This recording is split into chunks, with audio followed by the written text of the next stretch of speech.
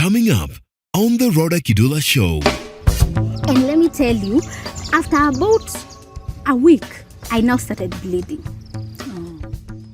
Actively miscarrying. Wait, after you were told in hospital, you were actually told the baby is normal. I knew what they meant. Oh, And I get it. And the topographer, are they called sonographer? Topographer. The sonographer could see the amount of denial. Oh, okay. So a part of me knew. And I could see also on the machine, I'm not seeing the heartbeat. Yes. And my child is not moving. No matter how desperately I want them to move, you know. But nilishindwa kuamini.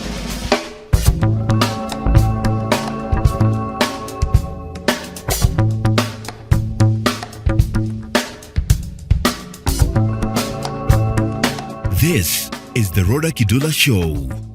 Hi there and welcome back to the Rodah Kidula Show. So excited to be doing this and thank you so much for your support so far. I read all your comments and respond to as many as I can. And for all of you following me on social media as well, Rodah Kidula Kangahi, thank you so much. If you'd like to share your story on this platform, especially if it's to do with marriage and family, and you are pro-marriage and pro-family, doing it the godly way, you are invited to talk to me. My number is always on the description of these videos. So welcome. If you haven't subscribed to my channel, please go ahead and do so. I have this big dream of getting to 100,000 subscribers. Oh, please help me get there.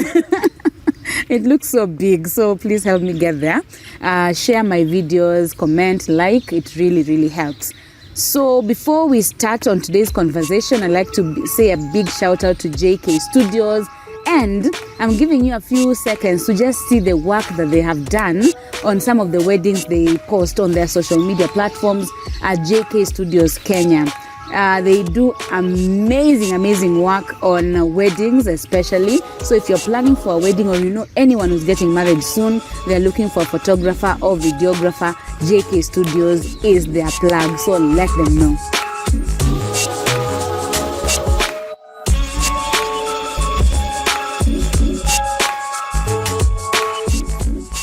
Yes, there you have it. So on to today's conversation, I have a beautiful lady joining me today. She's married and she's going to share her story in a short while. But even before she does that, if you know anyone who is young in marriage or planning to get married and they're looking at the winds and the storms blowing here and there and going through maybe depression, stress and all that, invite them to watch today's show because there's still hope, even for people who have conditions they're going through, who have suffered in the past, who don't even understand what is going on or affecting their marriage. There is still hope because marriage works. So, beautiful lady I was talking about. Welcome. Hi, Rodah. Hi. Thank you for having me. Welcome. Thank you for having me. It's Kellen. Her name is Kellen with a K. Yes. We have been online friends for a short while. Now we are meeting today to hear more from her. Yes. And thank you so much even for reaching out and being willing and available to share your story. So tell us, how long have you been married? We've been married for 4 years. We got married in 2020, February 15th. Yeah. Right just before lockdown. Lucky you. Yes, luckily in our church, actually our wedding was the last before lockdown. Even zingine zote 15 people, 10, 5. Yes. Oh. Yes. So, it was a blessing in disguise. Yes, it was a blessing. Because you were locked down together to know each other. Yes. Oh, why are you not sure? Who are you married to first? I am married to a handsome, tall, dark and handsome man of God called John Kamau. Yes, and I'm also a mother of one. Let me also say I am a passionate, trained and certified mental health coach. What I mean by that is that I help people who struggle with mental health disorders to accept themselves. I give them a listening ear. Yeah. And most importantly, I help them access the help that they need, and we together work together to find a way that they can live productive and fulfilling lives in spite of their mental health condition. Because let me tell you, Rodah, mental health can be very lonely. Yeah. It can be very isolating. Yes. It's not easy that somebody understands these conditions. It's not everybody who understands them. So I come in as somebody who has a mental health condition and is also trained. Or you have? I still have. I live with it. Okay. Yes, I live with it, and I am trained. So I listen to them from a point of, number one, empathetic experience. Like when they are talking, I understand what they are saying because I'm in a shoe, and also I am trained to do that. Be a coach. So that's what you do for a living. That is what I do for, and a lot of many things. Give us examples. I love women who do many things. And a lot of many in this life, in this economy. I'm also the founder of Neurospicy Kenya, which is an organization that does mental health advocacy and ADHD awareness. ADHD is the mental health condition that I live with. It stands for Attention Deficit Hyperactivity Disorder. And maybe I'll tell you how I got to get diagnosed and all that. I'm also a project manager with Pabe Consultants. It's a project management consultancy firm that also offers many other business solutions. I'm also an author. We'll tell you about the book later on. I'm also an author and a very passionate speaker. I love the Lord. I'm born again. I'm a wife. Being a wife is also like a career. It's a work. It's a lot of work. And I'm a mother of a beautiful little girl called Abigail. How old is Abigail? Abigail is 1.5 years old. I have a 2-year-old son. Yes, so I'll also tell you why. You see where I'm going? Yes, I can see. Once I quick a deposit, start seeing me. I'll talk to my son. Yes, we should. Maybe we should make them meet up, right? Yeah. Because we can't force them if. So parenting, being a wife is also on the plate. Yes. So what else? And I love people. I love people a lot. I think it also comes hand in hand with what I do. I prefer to do things that touch people's lives directly. You see, and mental health advocacy, coaching, speaking, all that, it impacts people's life directly. Yes. So you are tempting me to ask a question. There are times when I am overwhelmed. It has happened to me this year alone. I can say maybe 6 times when I'm overwhelmed. Mostly when I have so many things to do during the day. I'm supposed to drop books in town, I have an interview, and then when I get on a matatu, and then I start feeling like we are too many, and then I start feeling like I can't breathe. There's a day I even had to undress in a bus. I was going to Comarox. But they have never talked to a professional, because I always know when that happens. It started happening when I was pregnant. So I was with my husband. It was summer. It was very hot. So anytime I just used to feel like it's too hot, I can't breathe. And my medicine was go shower. So anytime I just go and put my face on flowing water, everything I just get that peace and everything. Now I'm in town, I'm in a bus with strangers. I actually told a man next to me, I'm not feeling well, and I just feel like I can't breathe. So let me just sit on the window, let me open the window. I'm going to take off my t-shirt, and I'm sorry. So I explained myself, I removed my t-shirt, and there I was. Like you stayed with the bra. Yeah, but I covered myself with my top like this. I understand. Yeah, I know. After the car started moving, I think we were on traffic. When the vehicle started moving, I called my sister. Sometimes when I call someone and we are talking, I forget. Yeah, it helps a lot. Yes. I forget. So, as the car started moving, I talked to my sister a little. Then I feel like I'm really blocked. I can't breathe. Even sometimes water doesn't help. So after some time I started reciting Psalm 23, the Lord is my shepherd, I shall not want. I recite to take my mind off. Yes. And by the time I get to where I'm going, I feel better. Even my sister's calling me, are you okay? Should I come for? No, I'm fine. So it happens, and I have been studying myself, and I've realized it happens when I feel overwhelmed by the things that my to-do list. Yeah.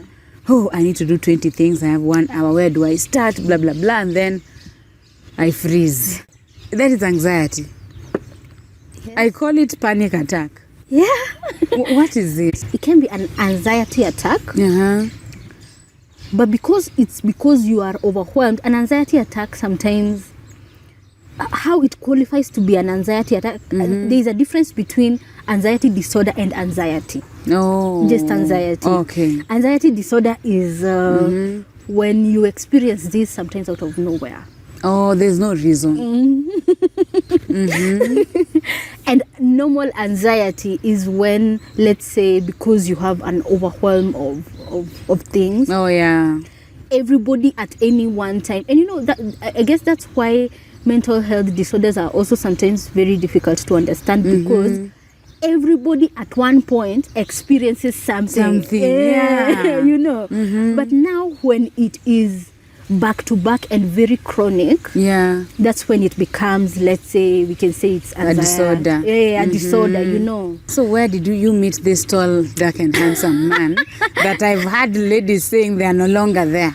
No, mine is there very much as evidence. As evidence. Yes. So how I met my husband, we were going for a mission in Uganda with a group called Restoration Kenya. Yeah. Yes. So we were going for a mission to Uganda, and they were picking me in Nakuru because home is Nyahururu. Yeah. That's the only place along the way that they would have picked me. you. Yes. And by that time, everybody else had already been picked. When I entered the van, I found that the only seat that was available was at the back, and I'm used to when a van is full and the seat there's a seat remaining at the back. It's usually the center seat. Oh, yeah. You see? That uncomfortable seat. Yes, that uncomfortable seat. But this time, the seat that was empty was the seat at the window. I know, right? Why? That's exactly how I reacted. I'm like, why? Only to realize that the guy who was seated at the center seat, he was tall, so his knees. And that guy who was seated at the center seat happens to be my husband. Oh, so you had to go sit next to him. Yes, I had to go sit next to him, mushroomed at the corner, you see. So, and I was really happy, by the way, because I love window seats. They help me to breathe, and I can just get lost. It shortens the journey, for me. So I was like, oh, thank God. It's later that I would come to realize that alikuwa ameketi katikati because his legs are tall, long. Yeah. Actually, he's tall, dark and handsome. He really is. You see, so instantly when I entered the van, he struck a conversation with me. Yeah. And it was just over a bottle of Afia that he started it this way, that I hope that's not what you had for breakfast. And I'm like, who is that? Yes. You are concerned about what I had for breakfast. And Rodah, when we started talking, we did not stop talking until Uganda. Until now. Until now, even, by the way. And we talked and talked and talked. And I was really intrigued by him because growing up, I've not been used to men who open up or who are so free to talk about their lives. Yeah. Yani, in that journey between here to Uganda, we had talked about everything. Family, his work, I'm like, you are a wonder. Yeah. Who is this? Who is this, And the things he was talking about were really resonating with the things that are important to me. Family, ministry, God, and his value system. And he was also ushering me to talk about those things about myself. I'm like, this is a new breed. Like, I'm not used to this kind of a breed of men, So I was really intrigued, coming to realize that he had once worked for my elder brother. And you see, I used to go to my elder brother's office often. Yeah. So I had actually met him, you see. And I guess those small coincidences, coming to realize that he was in Egerton, and I had so many friends in Egerton, and most of my friends in Egerton were actually also his friends. Oh. So mutual friends. That's a story zitaisha aje. Yeah, you keep talking and talking. Yes, we kept talking and talking and talking. And we really gelled, and he ticked a lot of boxes because birds of a feather flock together. If my type of friends are your type of friends, then there's chemistry. There's chemistry, yes. So that's how we met, and after that, shortly after that, we really just continued being best of friends. Though even we had not started dating yet, but it was even difficult to convince our friends that we are not dating because we were like, tuambieni tu, you know?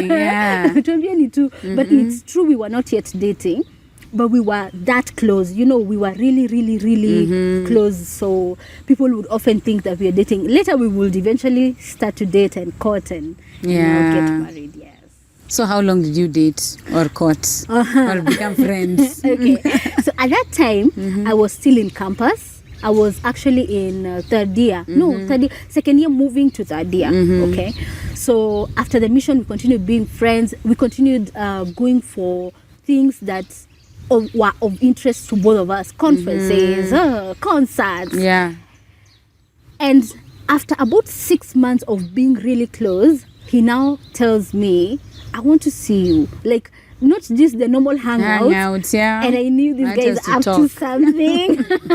He's up to something. And it really got me thinking about a lot of things, because I had just come from a very not good relationship. A relationship that had drawn me far away from God. And the last thing I wanted in my life at that time, Rodah, by the way, is a man in my life. Like a relationship, you know. Yeah. I did not want, and nilikuwa naona vile anakam, the way he's coming, the direction he's heading to. Yes, the direction he's heading to, he wants to ask me to be his girlfriend. And for sure, when I went, he asked me to be his girlfriend.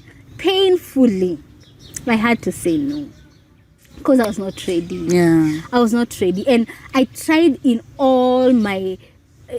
in every language I could gather to explain to him that I really liked him and I was really seeing a future in him or in us, if only he could give me just a little more time. Yes, such that if I'm getting into the relationship, I'm getting in seriously. Yes, seriously, not standing back or anything. You see, he was hurt, by the way. Immediately after we tumeachana hivi, like, when I cried. I guess I cried more than him. Yes, I cried because... You're the one who said no. Oh, man, is this what women take it through? They say no, then they go crying. You know why I cried? Why are you crying? You see, that first day when I met him, I asked God who this man is. Yeah. Because I was still healing from my previous relationship.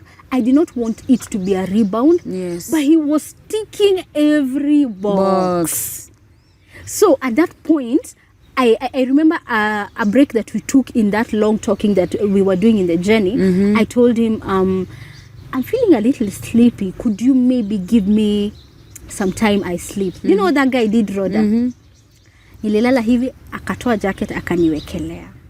He covered her with his jacket. Yes. And this is... Which year is this? 2017. 2017. Yes, that's 2017. He covered me with his jacket, and I'm just not used to a man who is affectionate. Yes. And I'm like, no, you've added, you're adding fuel into the fire, you know. And at that point, I just asked God. I talked to God in secret, and I told him, Lord, this is too good to be true. Who is this guy? Who is this guy? Yeah. Believe it or not, Rodah, God told me he's your husband. Day one. Day one. So you knew it. Yes, so I knew it. So why are you saying no? I'm not yet ready. I don't want to take to him my baggage and my... At least, I don't want to go to him for him to make me complete. Oh, okay. I hear you. Yes. I want to go to him when I am ready not to be a burden.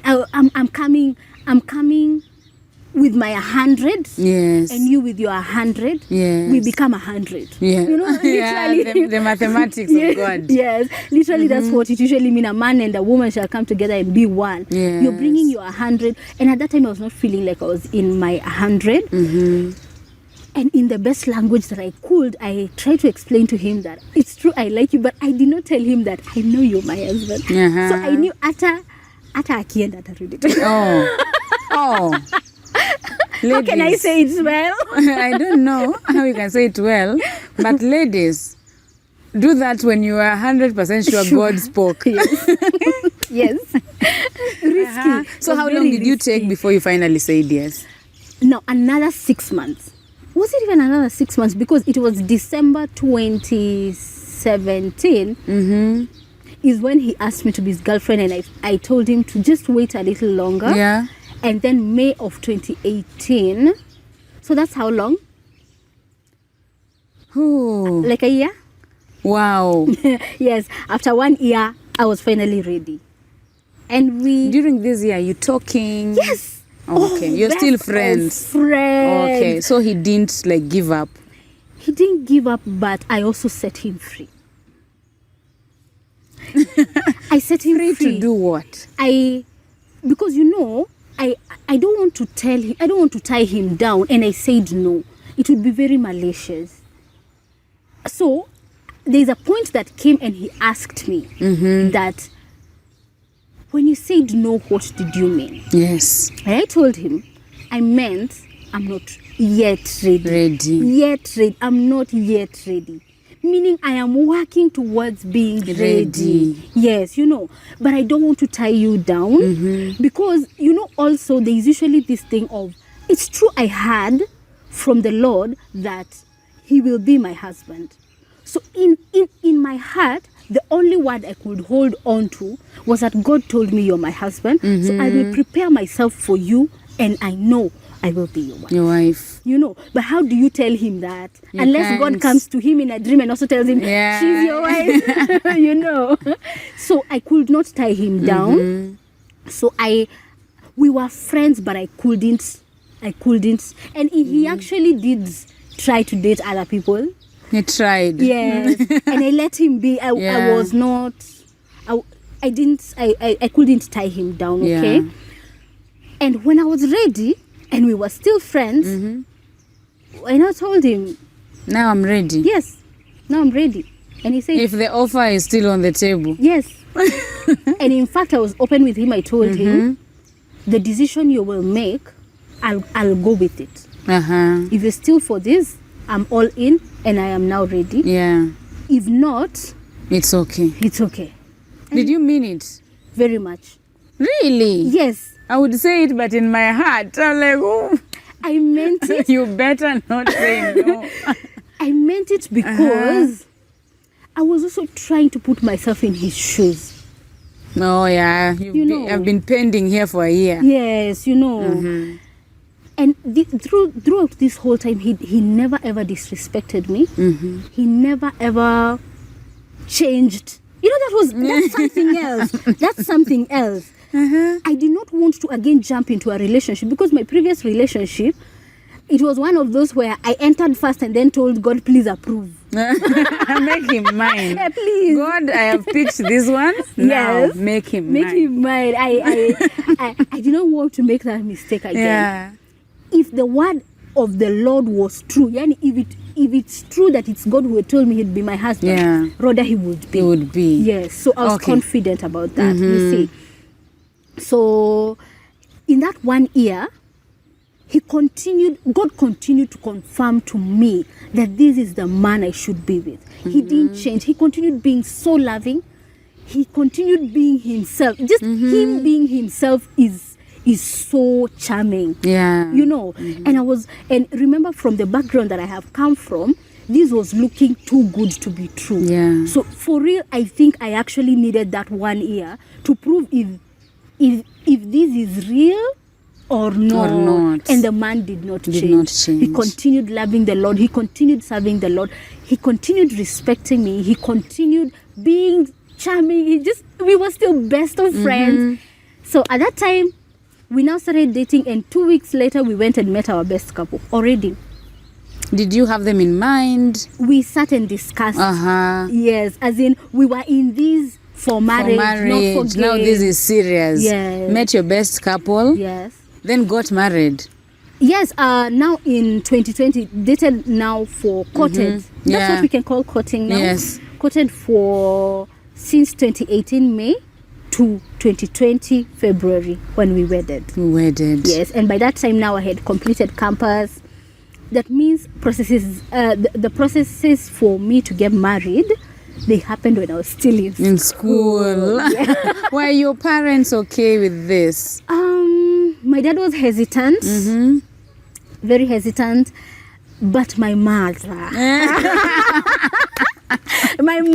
was the fuel behind the fire. In fact, my mother is the one who was telling me, you guys come, you guys plan to come. And I'm like, what do you mean? What about dad? And mom tells me, I'll handle my husband. Yes. You bring your man. Oh, yes. Thank you, mom. Yeah. See? she's always been a pillar, a serious pillar. She's the one who made the process easier because without her support, it was looking bleak. Yeah. It was looking bleak, but yes. Yeah. So the little girl gets married. Yes. Were you ready after your experience a few months in marriage? Were you ready for marriage? I thought I was. You weren't. Who is ready, Rodah? Tell me the truth. I was ready. It's always I was ready for the wedding. Exactly. Thank you for being honest. We all think we are ready for the wedding. Until one day I was walking up and told, do you know you are married, young girl? How can I make breakfast? You know? Because it was said in Swahili. Unajuanga kweli siku hizi umeolewa wewe. We always think that we are ready, you know. So I come into marriage. Yes.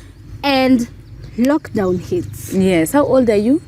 I am 26, headed to 27. 27, okay. Yes, headed to 27. Lockdown comes. And now we are the two of you together. Yes. And you see, this whole time we dated when I am in Eldoret. I was in Moy University, Eldoret. And he was living in Machakos at that time. So you were long distance dating. Yes. Long distance dating, meeting every 2 weeks. Every 2 weeks. Yes, he would either come or we meet in Nakuru, which is the center point. It's you know, or we go for an event together. That's the most we did face to face. Now we are together. Locked up. I have not even... Now you can really now see his nose. Yeah. You know, these times you never seen. We always focus on the eyes. Oh, his eyes. Yes. Now you can actually see his nose. You know. And he's here to stay. He's here to stay. And because I made a conscious decision and I had the backing and the confirmation from the Lord, we are not in this we are in this really to stay, to test, you know. And hey, Rodah, let me tell you, marriage hit me like a heap of bricks. Let me say a heap of bricks. But you started going to see your best couple in 2017. Yes, all those things. The theory, you know. Oh, yes, but exactly. Practical. You know, actually, I usually say that I think post-marital counseling is more important than premarital counseling. Who offers post-marital? The two of you just decide to go for counseling. And thank God we found people we are still working with them. Yeah. Post-marital counseling. Because you know, after you've gotten into marriage is where it's where the rubber meets the road. It's now real. You know, in premarital counseling, you're talking about finances. Like everybody is doing their own thing. Yes. Now in marriage, you're talking about budgets, bills. I hear these days there is wife allowance. There used to be. You want to make your hair. There used to You be. know, you have different needs. You have very. What was so hard about living with the man of your dreams, Let the me love tell of you. your life? Let me tell you, Yeah. my background was very different from his background. And number two, I was used to my space. What was your background? Are you the only child? I'm not the only child. We are four siblings. Yeah. We are four siblings, and I'm the second born. We have my elder brother, then me, then my small brother, and my small sister. Okay. And I grew up in a very tense Environment. where there was a lot of, how will I put it? There was a lot of push and pull. So I grew up an afraid child. Oh. Putting into consideration that this whole time I had a mental health problem that we had not known, Yeah. it makes it more complicated, because with my mental health condition, you are a different child, kind of a different child.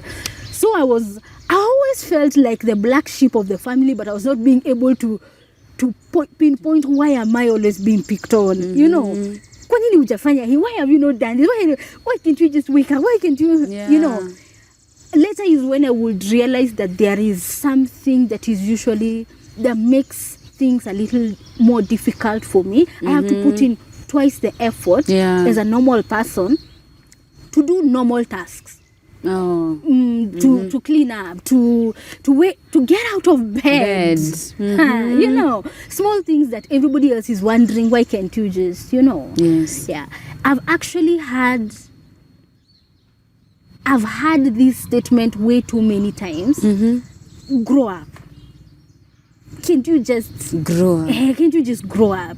Can't you just act Your age. at your age? Act like a married woman. And I think my family today cannot tell me those kind of things, because they now also understand some of these things are out of my control. Oh, yeah. You know, they're out of. And I think for people that have mental health conditions, that's why they usually need people that really understand Them. You don't know To how live with fulfilling. them. Yes, you don't know how fulfilling it is, Rhoda, to sit with those people that have struggles with mental health and listen to them and feel them. Yeah. You know, not ask myself those questions of why can't you act your age. I know why they're acting that way. They just need a heart that can understand why for the last 1 week they haven't been able to pull themselves out of bed. Yeah. Why they were called for an interview for a job that they really wanted and they were unable to show up. Somebody else will be wondering, I thought you wanted the job. Yeah. For real, they wanted the job. And what is wrong with you? You know, now me, I understand what is wrong with you. Yes, you know. So, Wow. I get married, and okay, back to the mental health.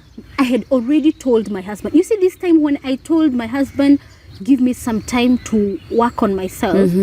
When I'm ready, I'll come and tell you. Yeah. One of the things that I also did is that I went into therapy. Oh. In fact, I started going for therapy at Sitam Eldoret, where I was serving as a youth worker. Oh, okay. Yes. Because I knew the amount of baggage that I'm offloading is a lot. Rhoda, is a lot. And if I go into that marriage Or relationship then. or relationship with all of that, wounded, I will just wound him, Yeah. you know.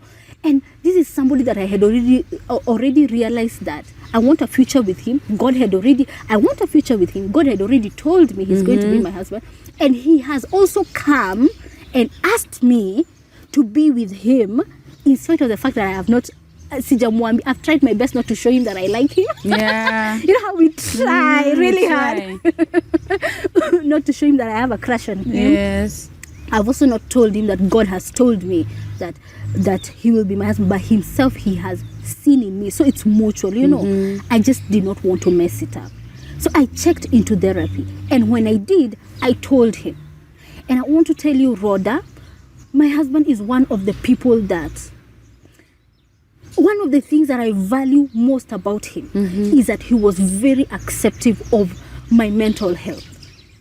He didn't judge me. Like you see that previous relationship. Yeah. Whoa. It's where you tell them that I had a dysfunctional relationship with my dad, and instead of them wanting to understand what was behind it, they tell you, but you know, unajua mzazi ni mzazi. You know. So I was so afraid coming into this relationship with my husband. Will he judge me? Will he understand? And he understood. Sometimes he would even remind me to go for therapy. He kept my calendars. Kesho uko na therapy. Yes. Do you have enough money for your sessions? Yes. There are times he chipped in, and he was still hustling, you know. So I came into this marriage at least knowing he knows my history with mental health. He knows about my struggles in my background. So let's do this. Now Lockdown. we get... We are still at lockdown. At lockdown, yes. Yeah. Now we're going to No lockdown. honeymoon. No, we went for a honeymoon. Oh, of course. Oh, there was lockdown. In fact, it was locked down on the day we arrived from honeymoon. Oh, okay. And I am telling you, Yes. if it had not gone that, we would have been locked outside The country. in a place foreign place. Yeah. I don't know how that would have gone, but God just plans things in His way. Yeah. And by the way, our first fight, we had it in honeymoon. What? The love of your life. You have just said I do. Yeah. It But was I over totally tea. How about that? It was about tea. And we fought a very serious one. By the way. Now, straight to lockdown. Yes.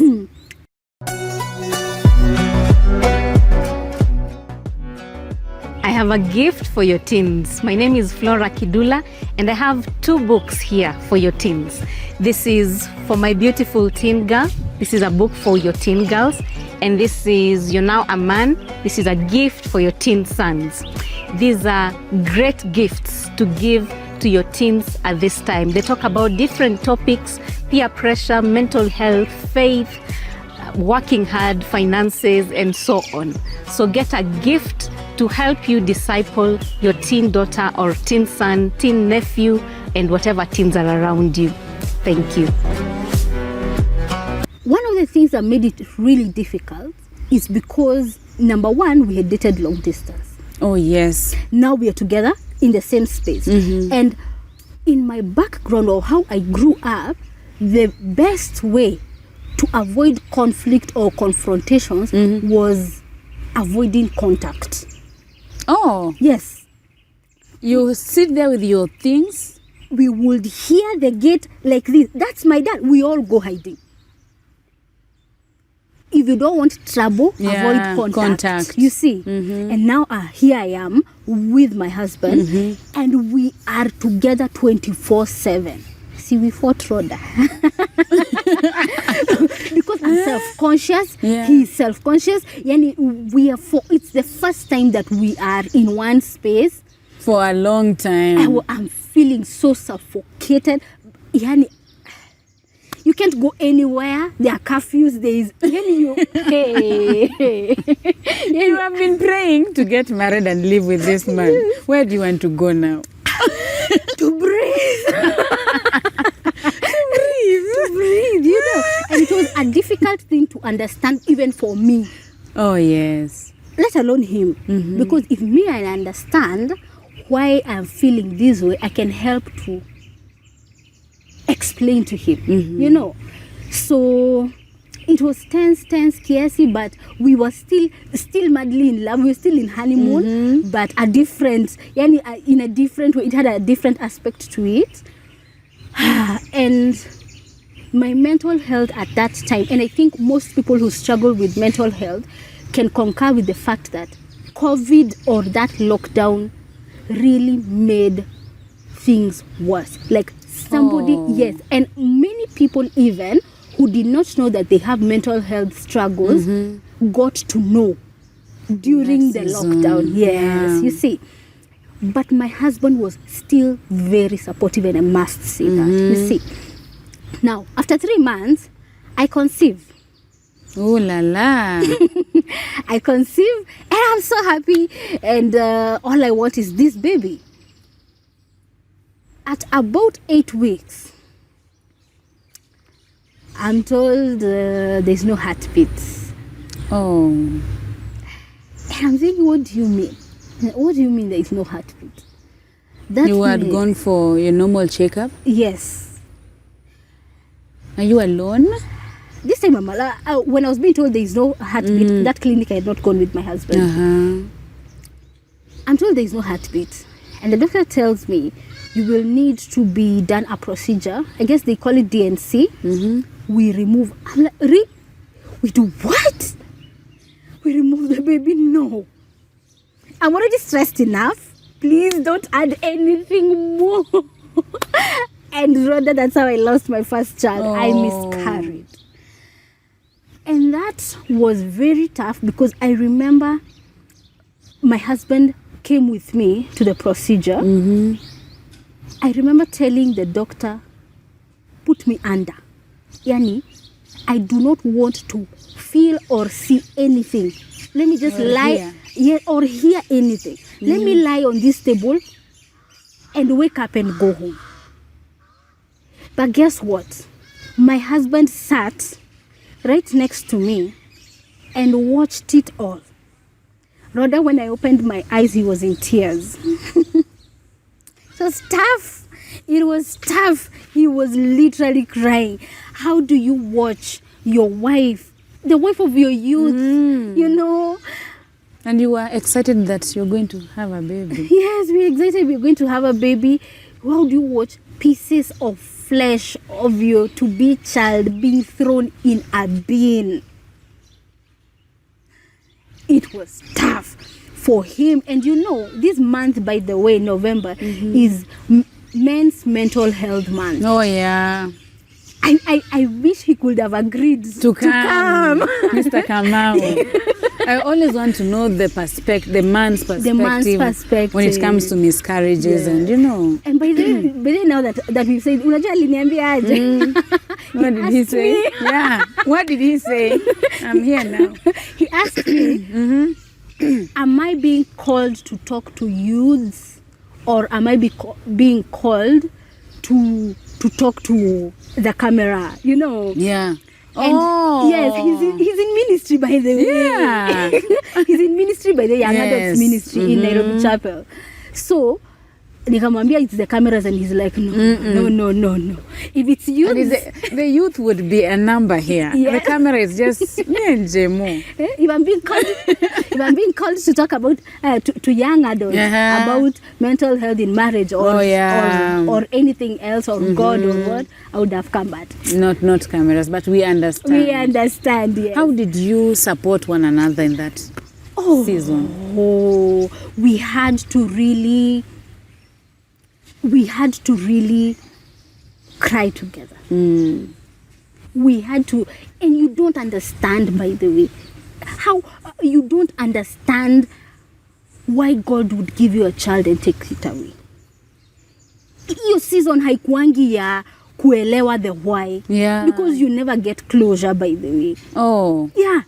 And you can talk to even if the doctor gives you reasons and never. No. You can talk to a lady who either is waiting or has lost children. You never get the closure. The why never makes sense. I just want my child.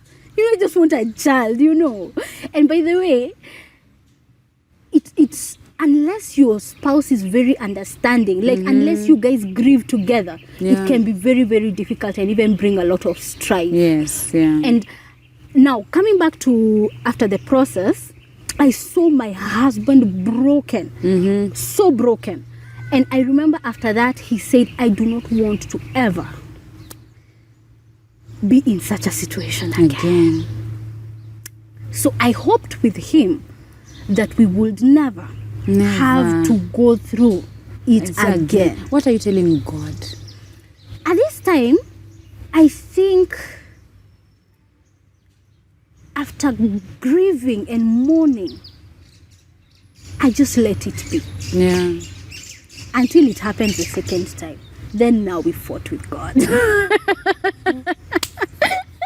Yes, we decided to wait for a year before we try again, so that we heal and rejuvenate. And in this time, I am in therapy back to back. Because remember, we're in pandemic. Yes. I am going through a big transition in my life, because one of the things that also weighs us down mental health wise is when you're going through a big transition. Yeah. And marriage is a big transition. It is. And number 3, I have just miscarried. I'm grieving a loss, you know. So I was in therapy back to back. Was he also in therapy? Who? They have asked that question seriously. At that time. Wait, you are in therapy alone? Yes, I'm in therapy alone, and he's driving me to every session. Faithfully. He's even paying for some of them. Yeah. Yes? And he's even... he knows my therapist, but he will not go into therapy. But he is fine. Is he fine? Now, after a year, Yes. we try again. And in, was it February, around February, March of 2021, Yeah. I conceived. And this time, remember, the last thing we want is to go through the horrendous thing that we went through last time. So this time, Rodah, I rallied, you know, all the women who I know pray. Yes. I rallied an army of like 35 women. Prayer warriors. Yes, prayer warriors. They were in a group. A group was created. A WhatsApp group. Yes. We are here to pray for Kellen, or with Kellen, Yeah.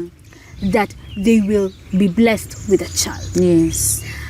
After, and now, this time, I even changed my gyna. And I was taking progesterone and all those things that you're given. Instantly, when I knew I'm expectant, I went into bed rest. Yani, I was ready to give my life for this child. In a week, I would go for scan like almost every week. Niko nazo kwa nyumba, like so many of them, you know. And then at around how many weeks? At around 12 weeks. Yeah. I go for this routine scan, and I'm told, fanya hivi tuone kama mtoto ataamka, like maybe your child is asleep. Let's wake your child. Yeah. And Rodah, my child was not moving. Then I'm telling the doctor, no, he had a heartbeat the other day, like 3-4 days ago. Please wake that child. Wake them. Oh my God.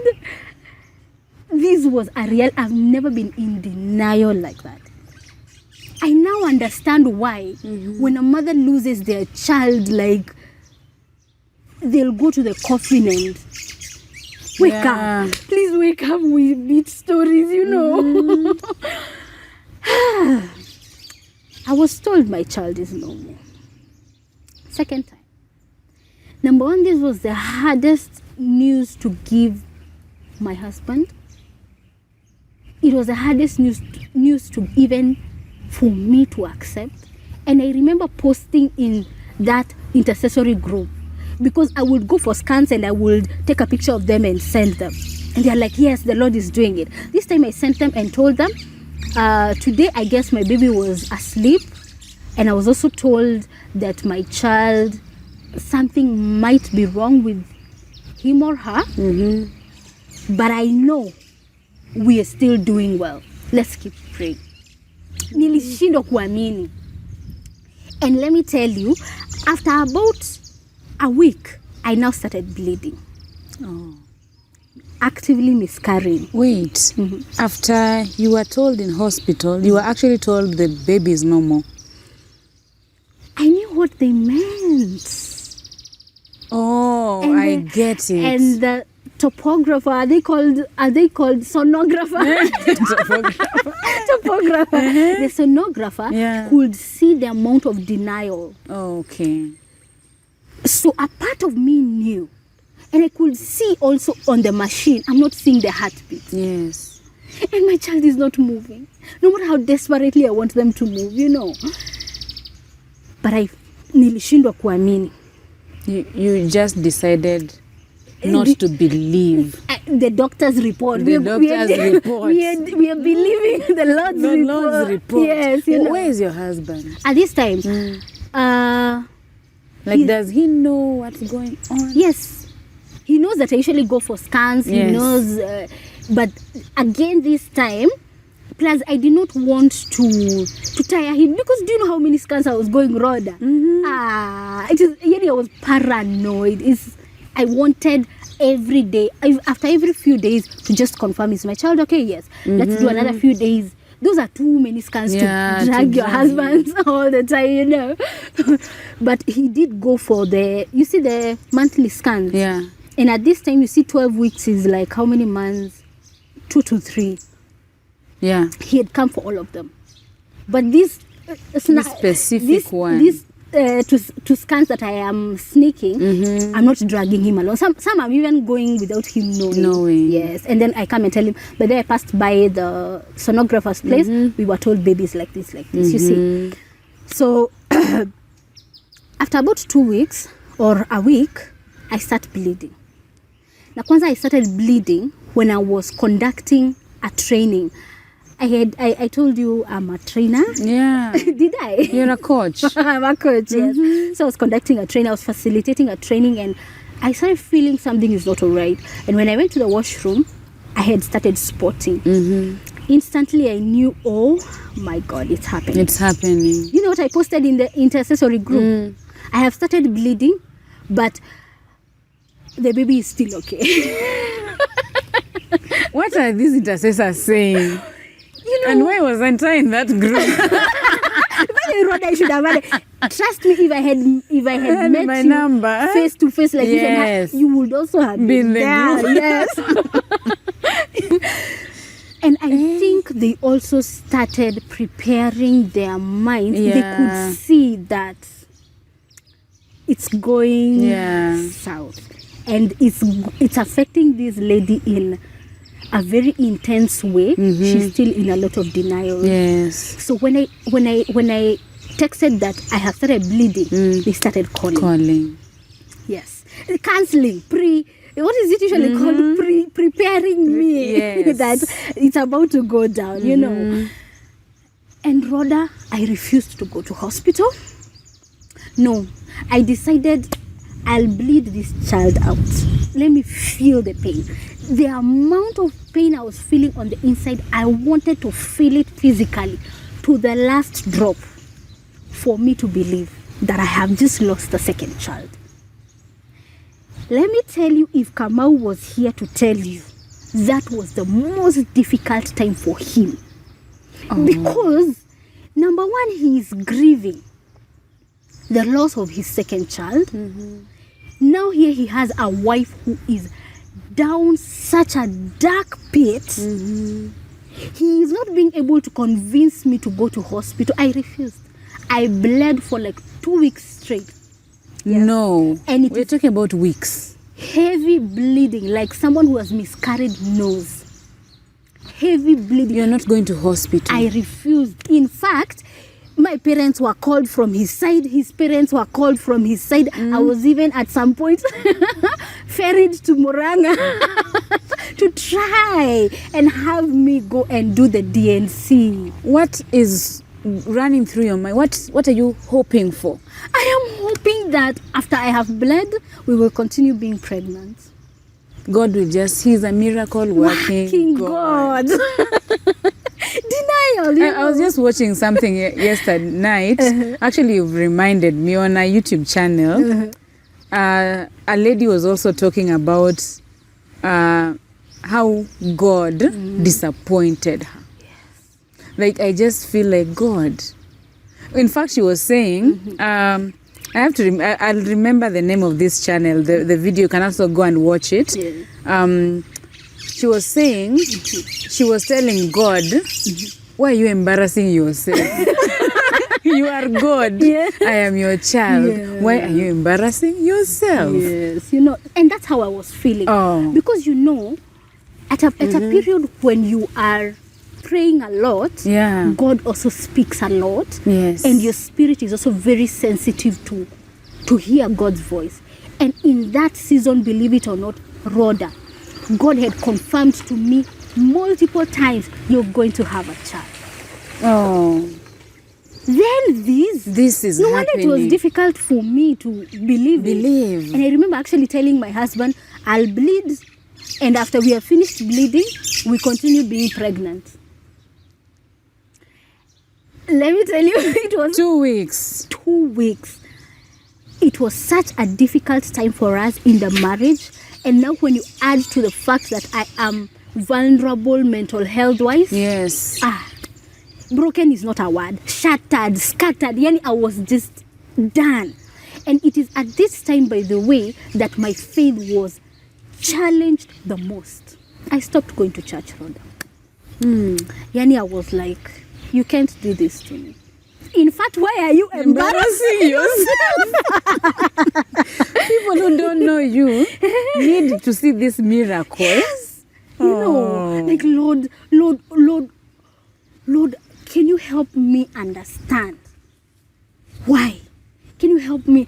Why? How is it possible that you can tell me one thing and then it proves the opposite? Yeah. It was such a... And after that, all what I wanted now is to get... I did not have another year to wait. You see, the way after the first miscarriage... After that, you mean you finally went to hospital? No. To confirm that not to be done DNC. Yeah. You see, what I was avoiding is that process. Oh, yeah. Yes, that process of being clean. Yes. I just wanted to bleed out my child. If this child is coming out, then let me feel with all the love that I had stored for this child, let me feel every drop of it. Yes. And I think it helped. Really? Yes, because shortly after denial, it hit me. It helped me to mourn. Yani, I don't know. I agreed to live through it, to process it. Oh, I think it helped a lot. Because I don't know, if I would have been done another DNC, I guess still be in denial until today. Anyway. Oh. So now, So when did you know it's now done? That MPESA, now we went to hospital. I was done a scan, and I was told that you're clean. You're clean. Yes. In fact, we were told you're clean. If you people want to start trying again, you can start today. That's what we were told. And me, in my heart, I was like, thank you for telling me that, because we are trying today. But my husband was like, no. We need a longer break. Yes, than the first one. And no, all I wanted was a child. You see, we were not in agreement in that. I can tell you for a fact, because for him, it's now two very traumatizing episodes of it. In fact, he's afraid that I get pregnant. Oh yeah. Yes. You were not afraid. I wanted a child like yesterday, Rodah. Okay, let me ask. This is a very... I don't know how to ask it. Let me just ask the way it is on my head. Yes. Why do you want a child so badly? This is your second year of marriage, I'm thinking. Yes. Right? Yes. Why is it so? Because, first and foremost, nimeonjeshwa. Oh, yeah. You know. She has had a taste of pregnancy. Yes. And let me tell you, yes, you have a son, right? Yeah. You know that the bond between a child and a mother, from the day they are conceived, you love them. You will never understand it. Yes, you know. So by virtue of the fact that I had already tested it, and second, remember we were praying a lot. So God was speaking, Rodah.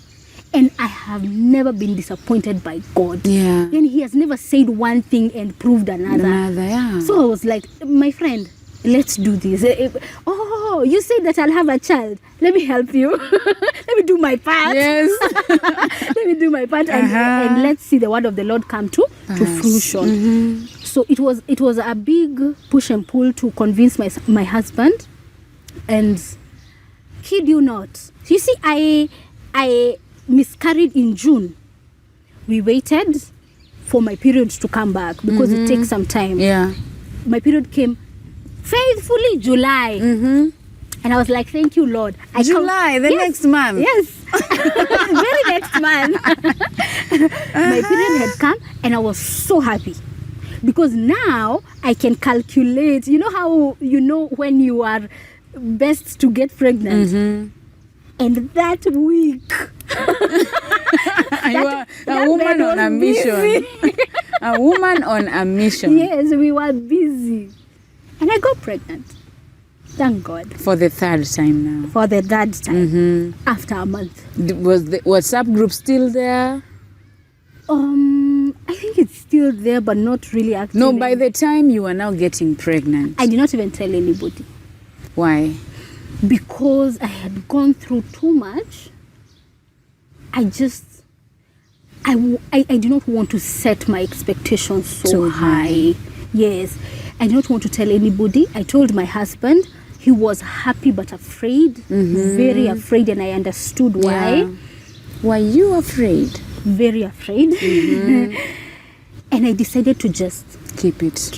And we did not tell. In fact, our parents got to know we were expectant when we were almost due. So this one we kept it really under the water.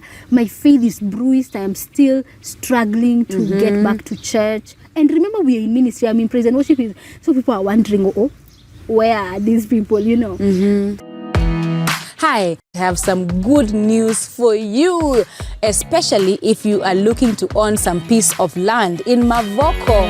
Well, friends of mine have some legit land for sale. I'm saying legit because so much has been said about land, and in fact, I advise you, before you buy this land, do your due diligence. Go with a lawyer and check it out, because I have approved that this is legit land. So we are talking about prime plots, 50 by 100 for sale in Kinanie in Mavoko. The plots are located on Mutongoni Road, which is the link road connecting Mombasa Road and Kangundo Road. That is from Devki on the Mombasa Road side to Joska. The land is about 40 kilometers from Nairobi CBD and about 4 kilometers from Kinanie town. Tamaking is currently ongoing and ready title deeds are available. The price is 750,000 Kenya shillings cash or 800,000 Kenya shillings in 3 installments. Now I have some good news from the Rawder Kidula Show. If you pay in cash, that is 750,000 Kenya shillings, you get a gift voucher worth 10,000 shillings from a leading supermarket. All you need to do is to say that you got this information from the Rawder Kidula Show. Now for more information, please contact Wendy on 0727077853. That's a good deal. Take advantage and get yourself a piece of land. Do you feel like for the WhatsApp group and letting many people know when something happens, okay, that's how I feel. Like when something, I keep my circle really small so that if anything happens, I have very few people to explain. Exactly. I didn't want to explain to 35 women in a group, family and all that. So this third pregnancy, under. Yes, under. Very silent. But you've said about you told your parents when you're almost due. Yes. So you've gone a longer way. Yes. Compared to number 1 and 2, right? That means we have good news, yes. Yeah, we have good news. Yes, coming. Yeah. Let's skip to the Are we still going for scans every week? More than every week. And this time I changed my gyna again. This is gyna number 3. And now I got... Are we blaming the other gynas? Oh, the first one I blamed him, by the way. Oh. Which was not... It doesn't mean he's any less of a doctor. Yeah. I was just a woman in pain. Okay.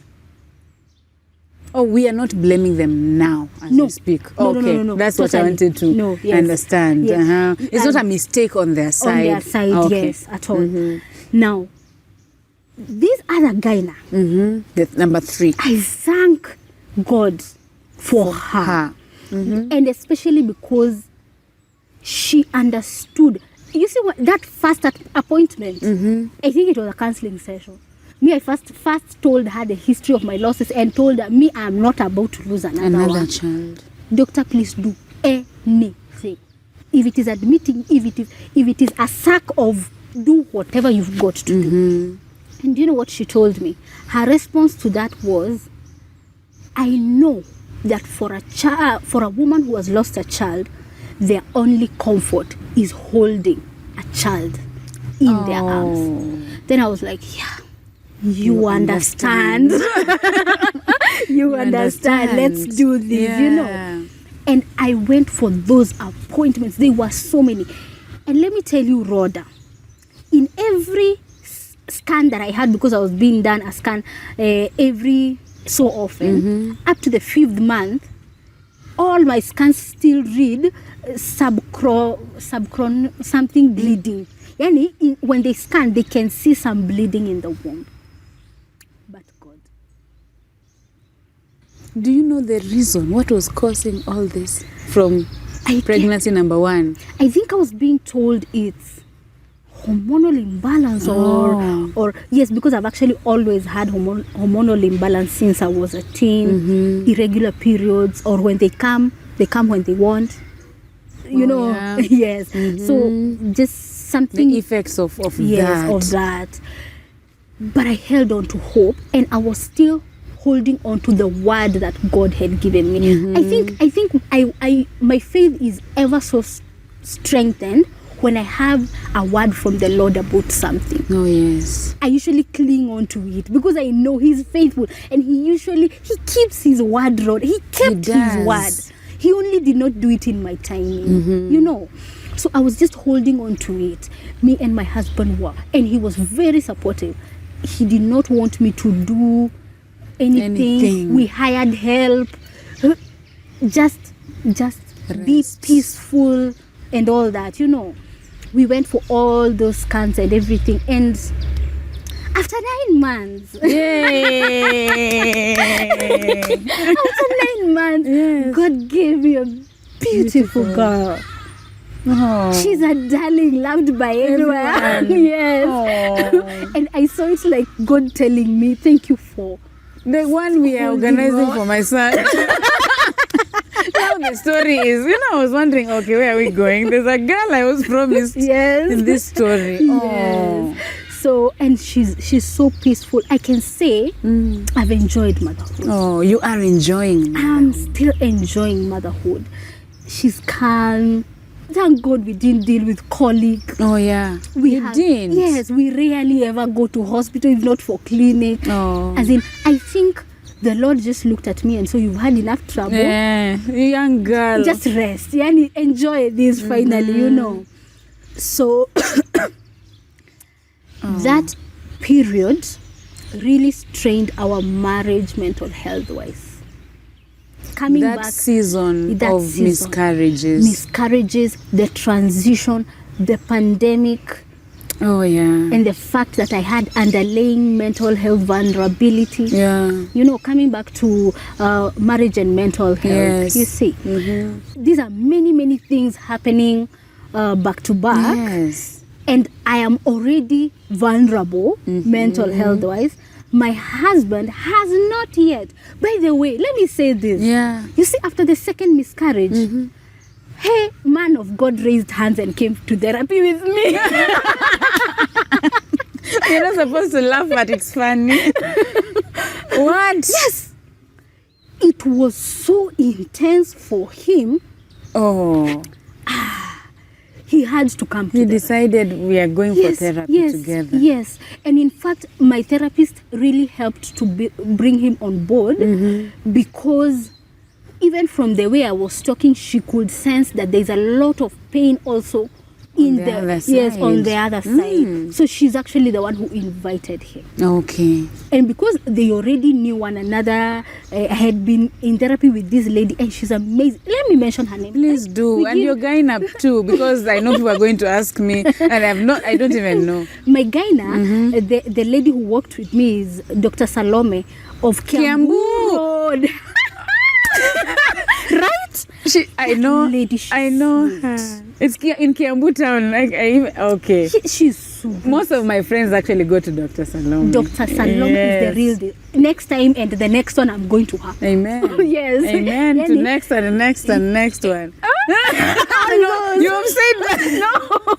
If there will be, God will. Oh, Dr. Salome is on Kiambu Road. Yes. Yeah, we can. If you need information, you Kiambu can. town. In Kiambu town, not Yes. Kiambu Road. Yes. Yeah. Doctor's Plaza, Kiambu Town, Doctor's Plaza, Dr. Salome. She's Yeah. amazing. And she also knows I've the been there Lord. so many times. Right? Yeah. She made me Oh. feel comfortable. Oh yeah. She offloaded my grief. Uh-huh. Yeah, so, and made me feel hopeful. I'm just happy I know her. We now move to the There's a second therapist. one, my therapist. My therapist, the one who worked with me from my first miscarriage to the second one, also helping me transition, the big transition. It's pandemic and I'm now married. You know, it's Beatrice, Dr. Beatrice Nzou. She's in Machakos. What is that? The building. Machakos town. Machakos town. Okay, anyone who needs that information as well, she's a therapist, right? Yes. You can get in touch and I will get you her contacts as well. Yes. Uh-huh. So she invited my husband. She still helps me a lot to date. Where is she in Machakos? She's in Machakos because we were living in Machakos at that time Okay, before we moved back to Nairobi. Okay. You see. So now my husband comes for therapy and it really also helped him. And I remember, oh my God, I remember one of the things that really weighed heavily on him is the fact that my faith was looking like, I don't know if this girl will believe God after Again. this. Yes, because I remember in those therapy sessions, the things he really talked about is what's going on with my godly wife of my youth. You know, because a wife being God-fearing and being able to hold up the family in godliness is a big thing. It's a big support system even for the man. Yes. Being able to pray for him, pray for the family, pray for the vision of the, you know, praying for all those things, your purpose and the prayerful things. wife. Yes, you know. And this time, I did not even want to see a Bible near me. No, don't talk to me about God. Don't comfort me by telling me God knows why. Don't tell me those things I don't want. You know, so now he was wondering, all I know is God.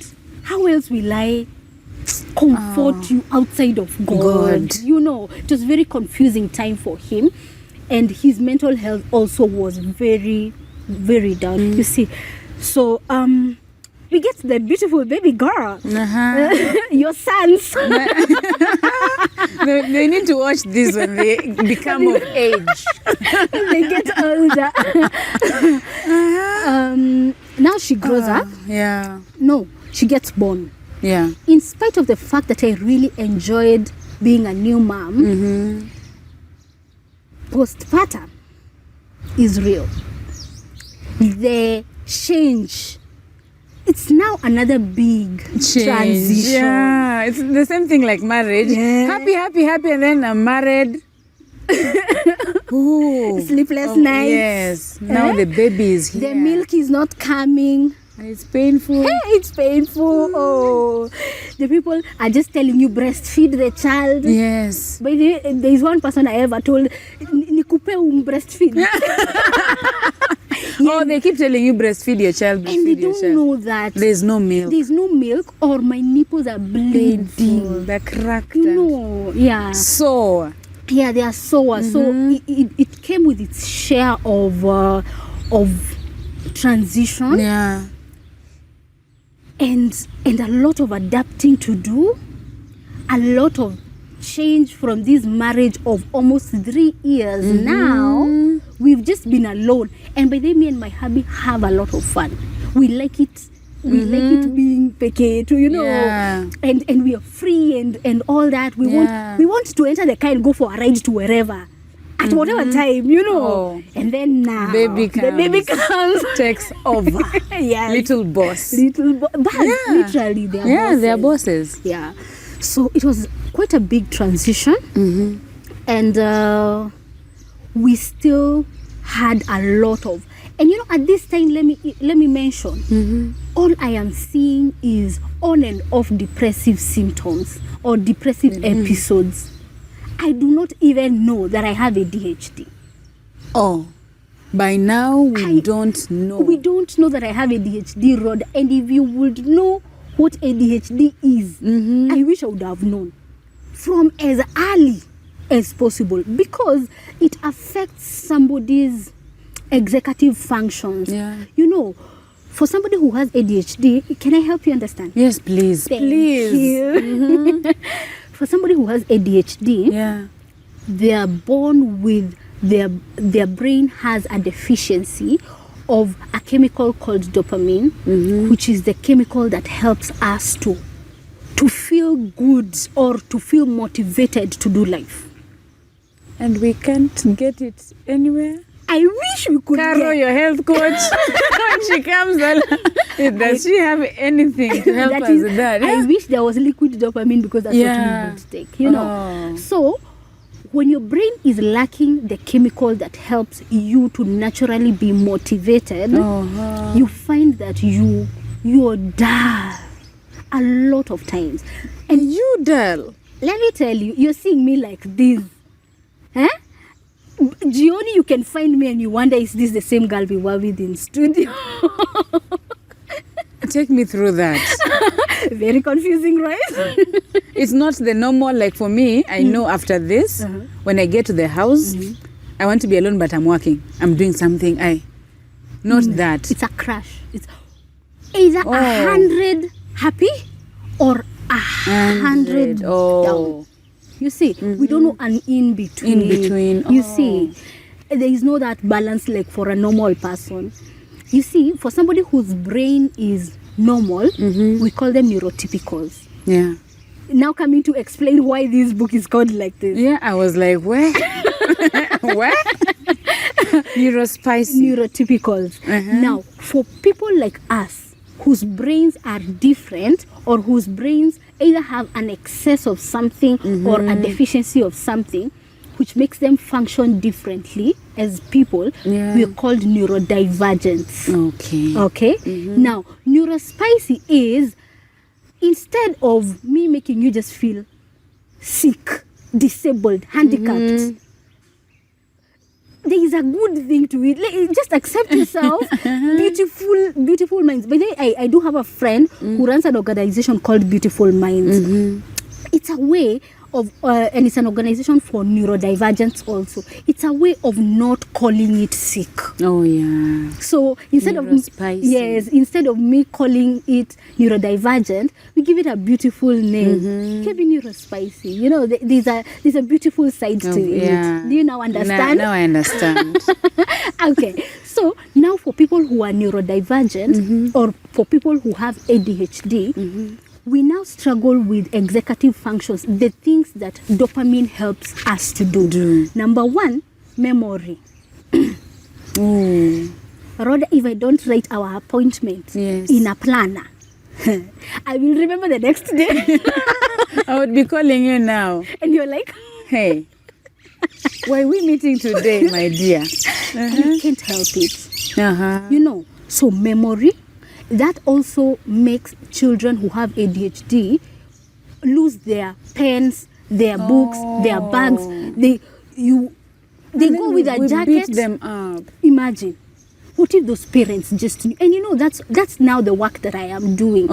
Even sitting with those parents of children who have mental health struggles to help them even to just understand their own children.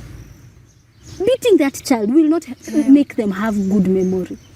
Take them to a psychiatrist. Come fast. Even bring that teenager of yours or that child of yours who is in campus, who has just been isolating themselves, crying all the time. Bring them. I first talk with them on a friendly level. Yes. if there's an underlying mental health issue, I always now refer them to the psychiatrist, and I continue having those sessions with that person, because what I've realized with Gen Z, thank God I am a Gen Z and proudly one. With Gen Zs, traditional therapy is not working. It's not working. They don't even want. In fact, when you just mention that counseling, unapelekwa counseling or therapy, hawataki. Yeah. Now I come in as somebody who is in their level. Yeah. A Gen Z who, number one, knows from lived experience about mental health. I have one. So all the weird things they'll say in that office, that you as a parent are wondering, Aki, what is this? Yeah. Me, I am. Why is she like this? What's wrong with you? Yes, you know. What's wrong with you? Others are getting A's. Yes. How in school. And you may not know what is happening to that child. Now me, I'm able to understand. Number two, being a Gen Z, there is nothing that they will say that will shock me. By the way, and those children have a lot of things. Hey. Say we children, because you're part of them. You guys have a lot. We have a lot, you know. Yeah. So when they are talking to me about very weird things, I'm not finding them weird. And some of the things... Yeah, by the way, that is very important. Very important. Because an older person, what are we? They are Gen Zs, millennials, yes. Or even older millennials would get shocked. Yes, they're wondering. A friend of mine was telling me they were in a high school, talking to high schoolers, and they told them to write questions. And some of them said, go tell the school management to give us condoms because we are having sex anyway.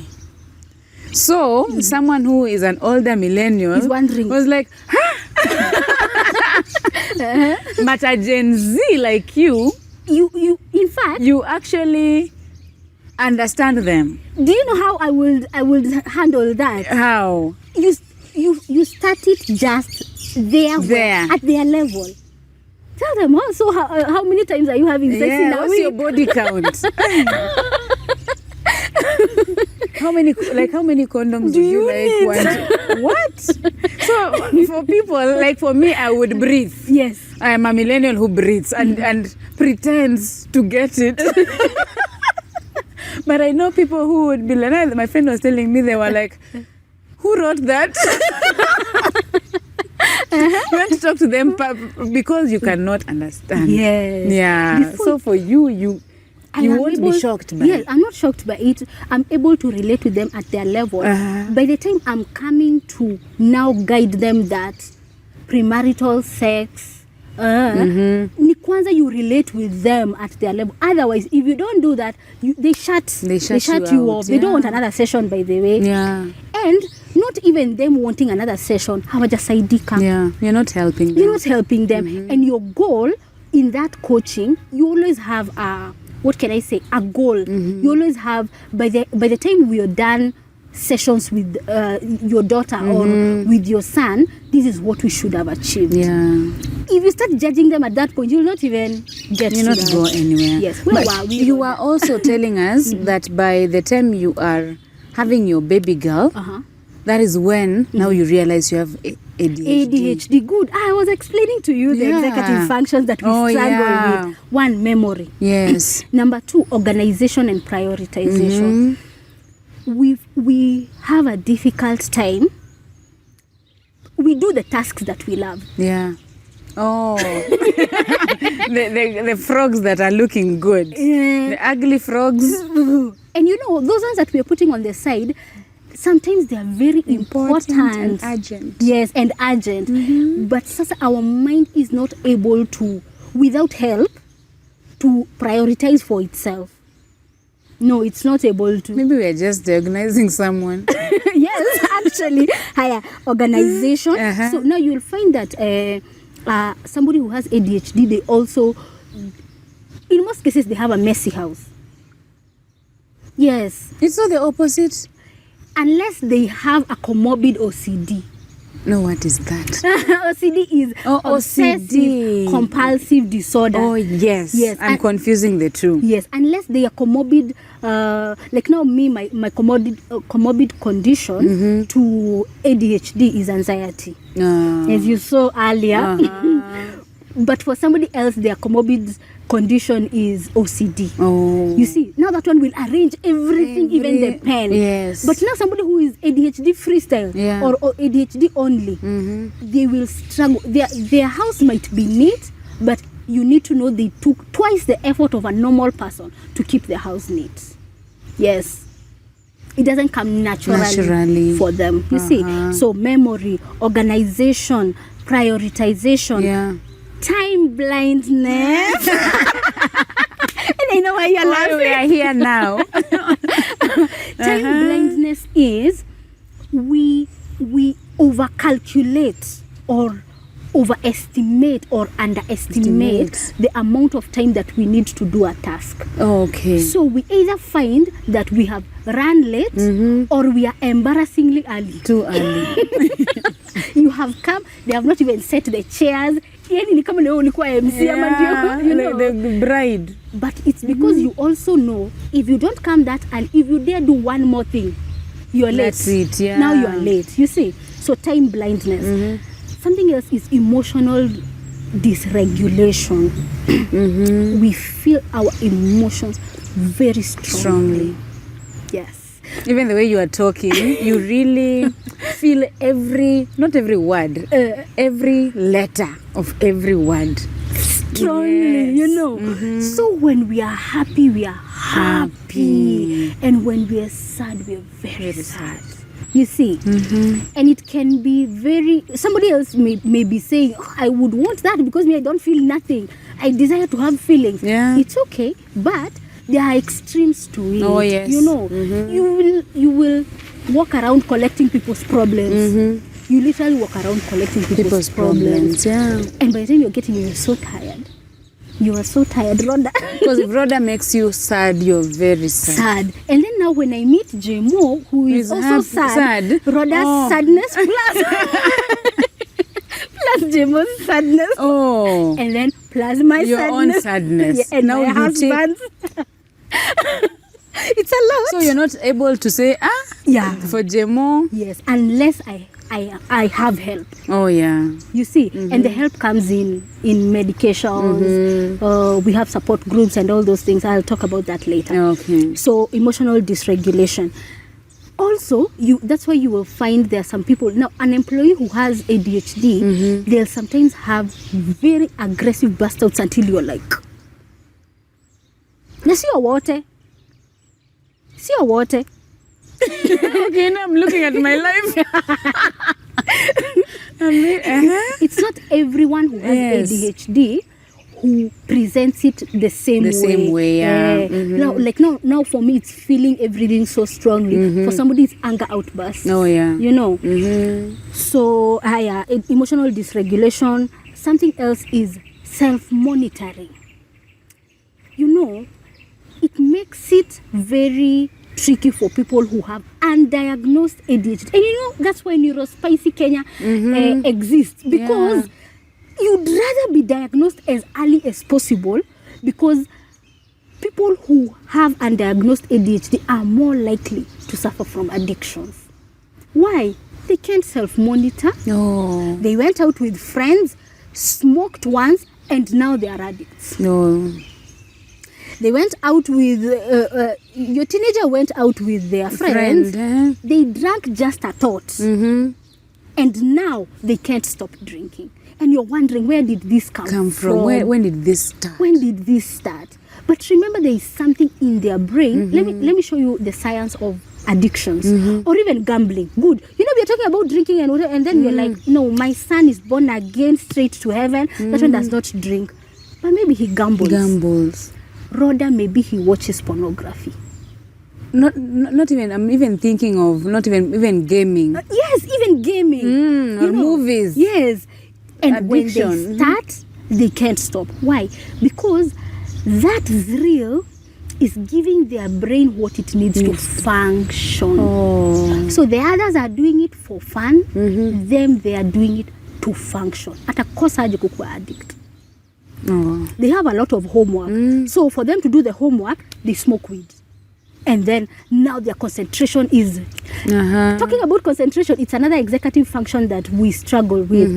And that's why you will find, nitasema story fulani, nifike mahali nisahau nianze ingine, and then I'm like, Rodah, where were we? But now you have a good memory. You have a good memory. I had to have help for it. Oh. I took meds. Because you're the one who keeps remembering where we were. Where we were. Might you be ADHD? You do, by the way, you ask where are we? Oh, I was talking about this. You have a good memory. But I had to have help for it. I had to take meds in the morning for me to manage to be focused, you know. Okay. So all those executive functions are the ones that we really struggle with. Now, coming back to motherhood, when you put all those things together, and this time I am not diagnosed yet, so it's not like I'm taking any meds or I have any support group that is helping me to know how to cope with it. Hey, do you know how much executive functions it needs to be a new mother? Yes, I do. Oh, Yes, you need to be in tune when the diaper needs to be changed, the food is ready. Yes. So I would be so overwhelmed, unnaturally overwhelmed. Yani, a new mother is bound to be overwhelmed. Yes, but now it's normal. I was overly overwhelmed, and it was also overwhelming my husband because now he has me to deal with and the child to deal with. Mental health in marriages. We fought. Because you find we are both now. Is he working? Yes. He goes to work, not from home? No, works from home. Oh.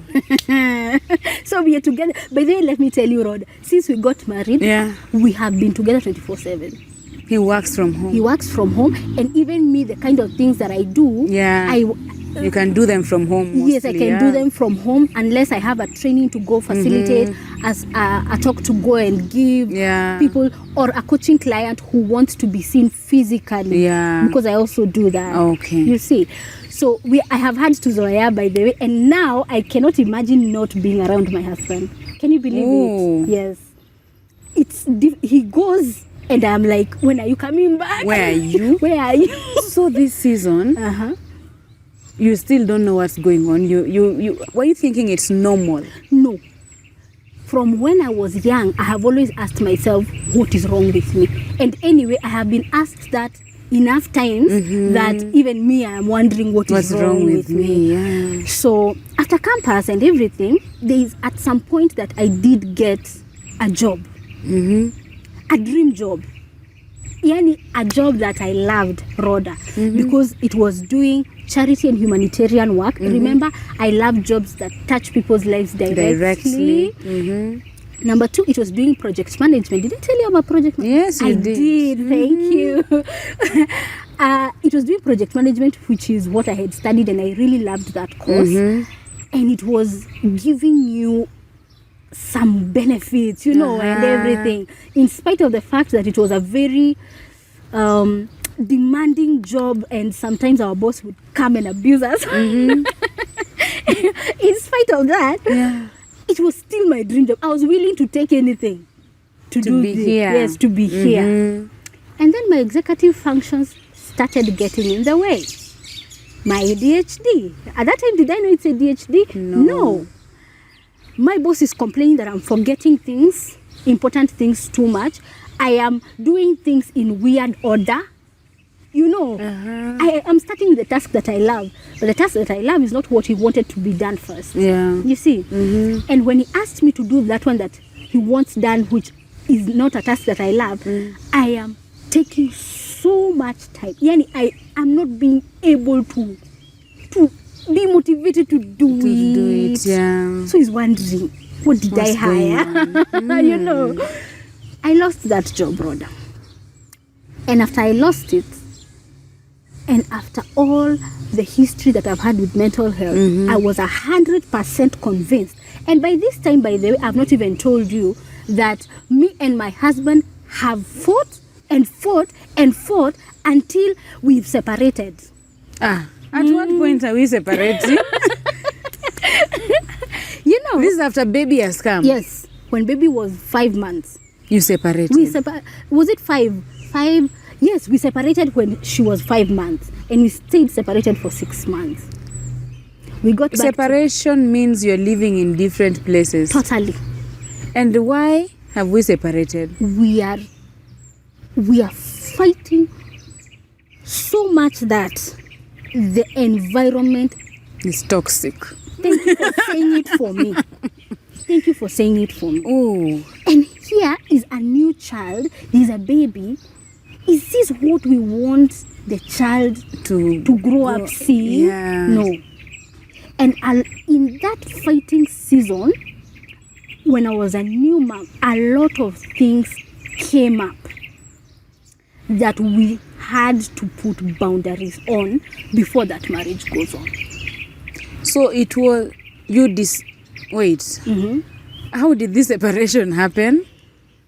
Okay, you see, we fought, Rodah. Guy, when I'm saying fought, Yeah, you were disagreeing on everything. good, on everything. I'm a new mom. He's not understanding me. I'm also not understanding him. He has his own things.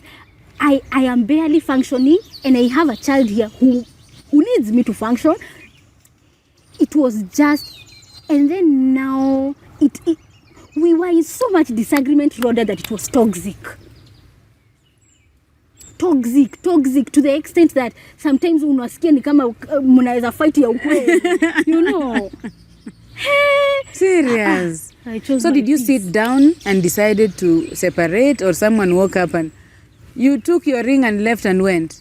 No, not you. This beautiful girl. You took off your ring, left it, took your baby and went. Yes. Where are we going? Away. Where I always wanted to know, when people say I leave this marriage, where do people go? But maybe I don't need to know. Yes, we had to separate. We really had to separate.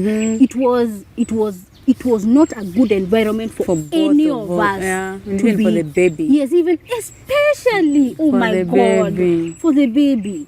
No, we had to work things out first. The way it was headed. So during this separation, what is happening? You said it's 6 months. Thank you for asking that very Yeah. important question. Because you know what? What you do in that time of separation will determine whether after the separation It's your divorce? marriage will survive or you'll divorce. Yeah. Immediately after we separated, we checked now into premarital. Postmarital. Postmarital counseling. And we are still in counseling until today. We can't afford not to be. What is postmarital counseling? Postmarital counseling is whereby you see marriage counselors, and those ones I will shout them out. Yeah, for free. please do. They are Chokis. Do you know them? Why don't I know them? Grace and Barnabas Achoki are our marriage counselors. They are good at it, and they are God believers. They have held us together. Let me just say that. They made a mountain look like something so small. And Grace was telling me so often that, you know, in those first sessions, I was like, Mimi sitawahi Mimi, I'm not I going just back. want my life. Yes, I'm not going back. If that is marriage. If that is how marriage is, You I were want not when you were peace. separated, you didn't remember when you were in the bus going for a mission, Rodah, God I telling you this will be your husband. I remember then I was so confused. In fact, the number of times that I went to Catoloni, Oh, yeah. because I've always loved Catoloni is prayer. a prayer center. Yes, I've always loved prayer. The number of times I went to Catoloni to ask the Lord, can you help me Unpack. unpack what this is? Like, Yeah. Lord, man, like, why? How did it get this far? Yeah. You know? But God is very faithful. And I thank God that God has been taking me through these things, because I hope in the future when I face a very difficult thing that looks like it's contradicting God's word, I hope I'll remember all those times that I thought he's contradicting his word Himself. and he still proved To be faithful. You see? Yeah. So we checked into therapy, and the first few sessions we were going together until Separated, but going together for therapy. Separated.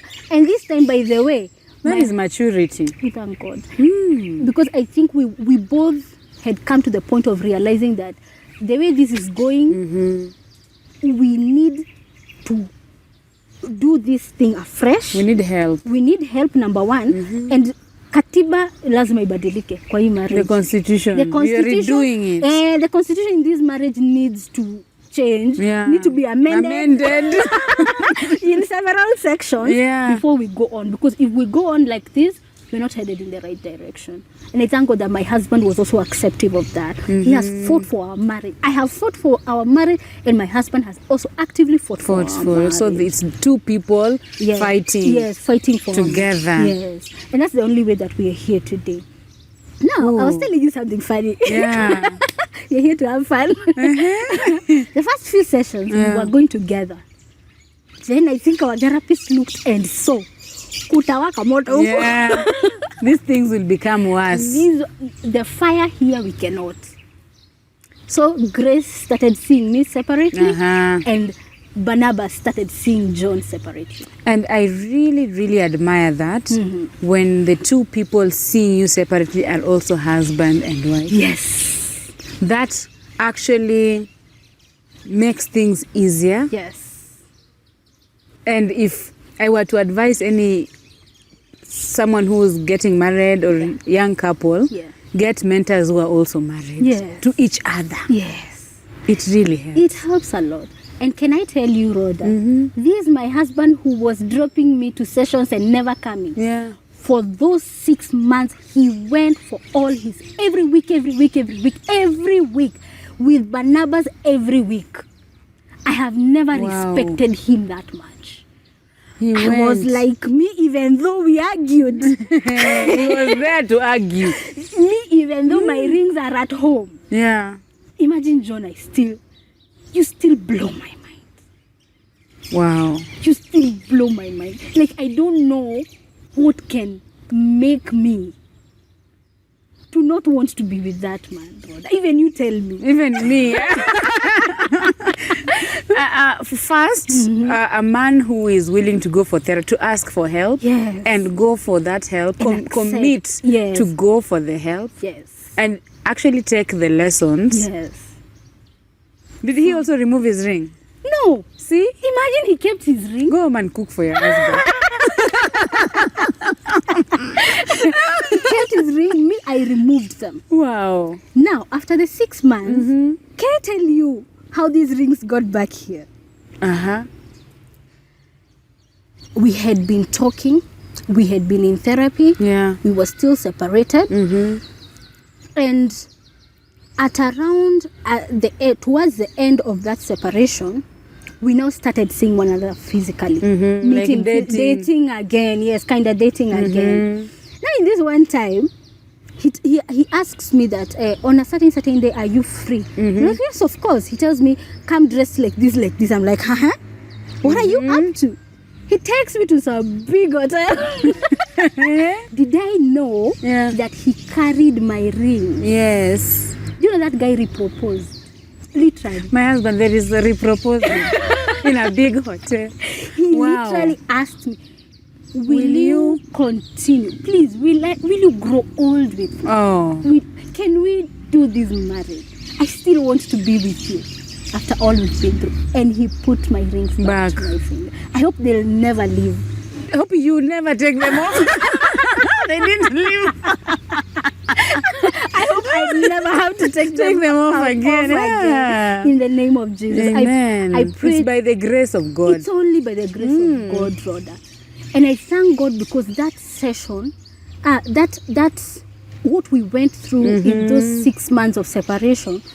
It really, you see the way they say gold is taken through fire and it comes out the other side purer. Number one, it removed a lot of pettiness from our marriage. What are those things that we were fighting about? Tea. You started with tea. You mentioned that you started with tea during the honeymoon.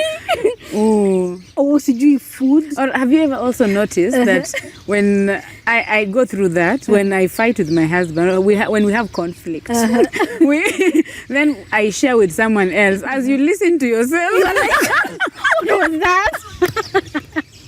You even feel like stopping yourself on the way and saying, Rodah, seriously? Yes, that word, grow up. Yes, Yeah. So Wow. it removed, it really isolated a lot of, this is not worth fighting about, this is not worth fighting about, this is not worth fighting about. Yeah. And then now you know what, Aya. So at this time when I'm losing my dream job, we are also struggling. Yani we are trying to get back with, I'm still marriageless. Oh. So now I'm marriageless. I'm also jobless. You're separated, jobless. Separated and I'm not going back, Rodah. Oh, you had decided. I'm not you and going your back. baby. These things we say, may God forgive me. She's happily back. Yes, thank you, Jesus. We're happily back. At that time, I'm marriageless. I am jobless. All the businesses that I had tried had failed. Oh. And I'm asking myself, there must be more to this than just on and off depressive symptoms. Yeah. That's when I went and saw a psychiatrist. She asked me many questions, did assessments, and a lot of how was your life growing up and everything. And by the end of it, she told me, my friend, you have a lot of ADHD. A lot. How was this not picked when you were young? Yeah. And it was like a light bulb moment. Finally, I know why we will agree with my husband that leo niko na meeting at a certain time. Yeah. So I'll come home. I'll first come home and then go for my meeting. I need in my mind to know that at that time lunch should be ready so that he comes, takes it and leaves. Then he comes and there's nothing. I didn't go imagine kujiambia that remember there's also something called hyperfocus in ADHD. Labda there's a project or there's something that I started working on in the morning and I am so hyper focused on it, the world around me shuts down. Now when I hear the door is when I'm like, babe has come. I was supposed to have made lunch. Yeah. He has a meeting after this, so he needs to go there strong. Oh my God. And because I don't know that what I'm struggling with is executive functions, he comes and wonders what kind of an inconsiderate wife could this be? No, that time you're a woman. Yes. You know. Yeah. But after the diagnosis, now he understands. Let me tell you. Kellen, if you don't put structure around her life, hutawaielewa na functioning aje, and you'll be very disappointed. So what we do, we put structure. Yeah. For there to always be food, bulk cook a full week's meal. And that's what I do, Rodah. Oh. Yes. I bulk cook a full week's meal. Do you know, I know people who bulk cook even a month. A month, yeah. I look forward to the time I'll manage to not think about what to cook for a whole month. You cook once. Yeah.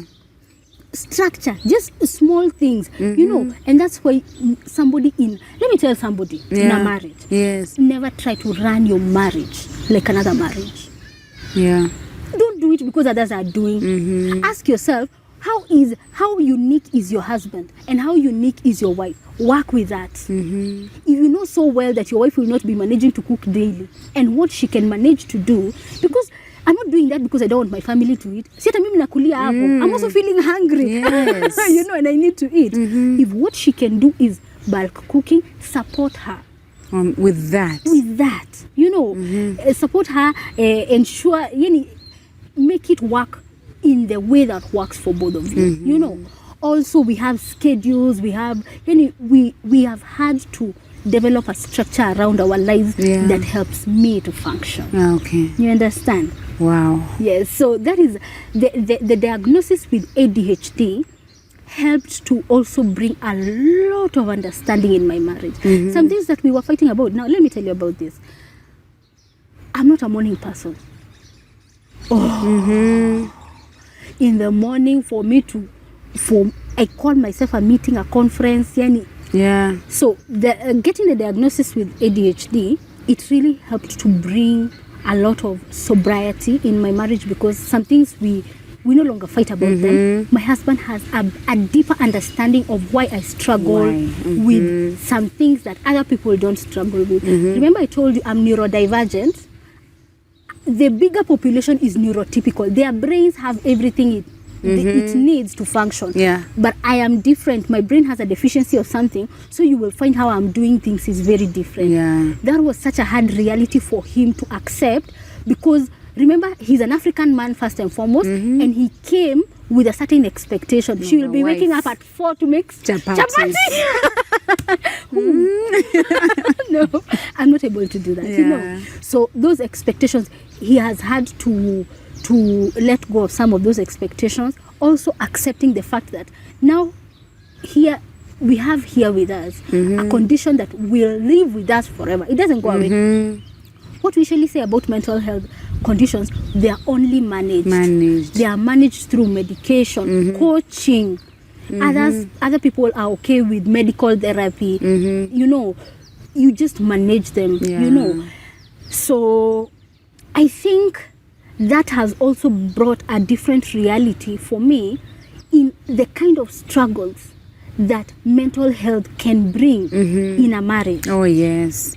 Let me tell you, Rodah, do you know I've ever had a story of somebody who, okay, let's put it this way.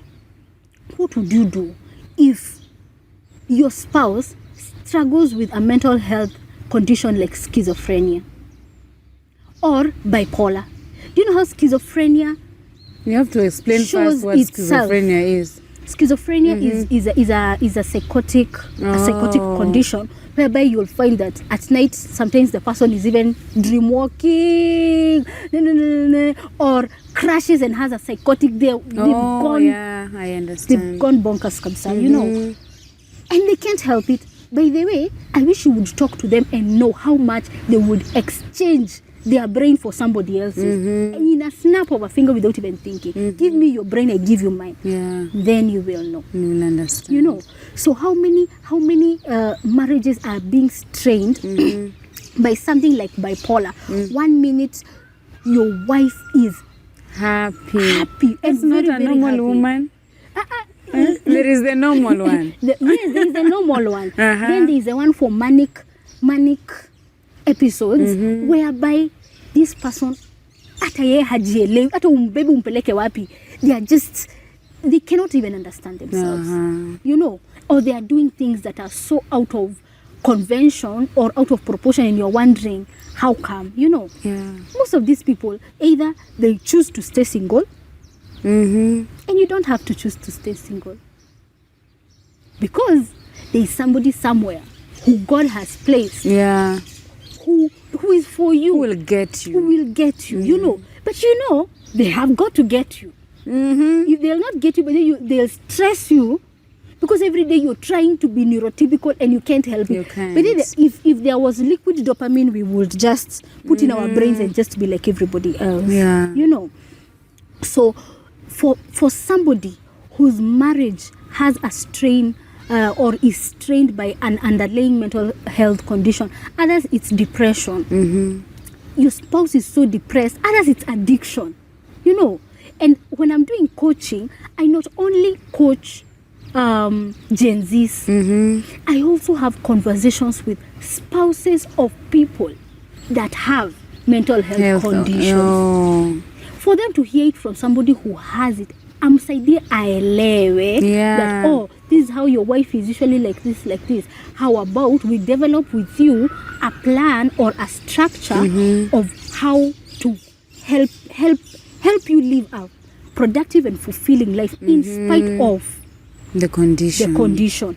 Also for parents whose children have mental health conditions. And sometimes I did not tell you that my mental health journey started in high school when a teacher realized that this child is not okay. And from virtue of the fact that a teacher held my hand and realized that this child has been stressed all through, is isolating herself, is crying all the time. What could be the problem? Yes. It makes me so empathetic for parents who are seeing, like now, by the saizi tuko holiday, Yes. Observe your child. Look, if your child is having depressive symptoms, my friend, before it gets any worse, have them talk to somebody. Yes, have them talk to somebody. And for you who your marriage is at the brink of ending, and you can clearly see that your spouse is struggling with mental health, because you know what, therapy was very helpful for my husband John, because he was also taught how to live his life in spite of having a spouse who has a mental health condition. Yes. You can be drained in all the time. All what you're doing is helping your child, helping your wife. How about you? Oh, yes. How can you care for yourself so that you're pouring from a full cup? Oh, yes. You know, those marriages, they don't have to end. Your relationship with your child does not have to be dysfunctional. We can work it out. It just needs to come from somebody who understands. Has walked the shoe. I'm also trained. Yes. Because, experience sometimes without training. It's something else. It's something else. You need to manage to give that guidance from a professional point of view. Oh, yeah. You see? Yeah. So what is this book about? I'm looking forward to reading. But from just what I can see, it's about your story. Yes, it's about my story and majorly about ADHD. Yeah. I'm already in the process of writing another one that is more general about my whole life story. Yeah. This one is majorly about ADHD, and in it I have included a self-test. Oh, yeah. This one. You can see. This one.